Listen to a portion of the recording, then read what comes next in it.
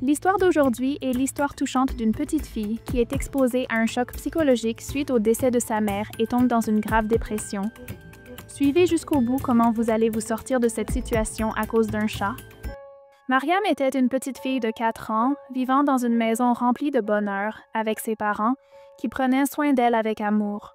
Elle aimait beaucoup cuisiner des gâteaux avec sa mère, dans la cuisine, assise sur un petit tabouret. Elle observait attentivement sa mère qui lui montrait comment mesurer la farine et verser le lait ensemble. Elle mélangeait les ingrédients et Mariam riait joyeusement en voyant la pâte se former sous ses petites. Chaque matin, son père, accompagnait à l'école ensemble, il marcha en plein dans la loin jusqu'à la voiture. Son père, plein d'affection, ouvrait la portière. Elle et lui demandait toujours « Es-tu prête pour ta journée à l'école ?» Mariam, enthousiaste, lui répondait en racontant ce qu'elle allait faire souvent, en mentionnant sa passion pour le dessin et les animaux, les jours de congé. La famille se rendait souvent dans un parc d'attractions.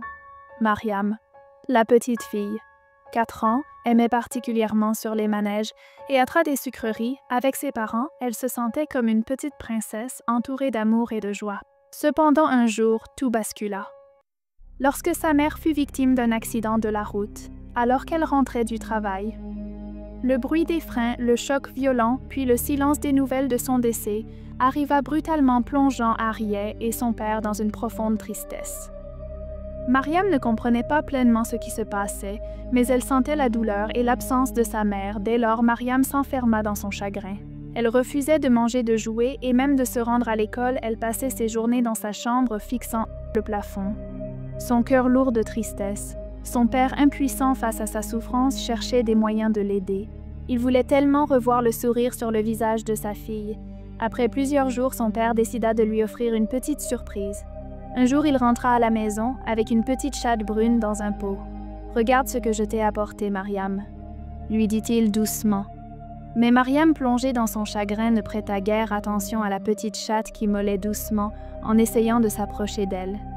La chatte appelée Cathy n'abandonnait pas jour après jour. Elle s'approchait doucement de Mariam, essayant de lui tenir compagne, même si la petite fille restait indifférente. Cathy, avec patience et tendresse, montait sur son lit et se blottissait, espérant réchauffer le cœur brisé de la petite. Un matin, alors que Mariam était assise dans le salon, Cathy à ses côtés et jouait avec sa queue, amusant légèrement la petite pour la première fois. Mariam caressa doucement la fourrure de Cathy.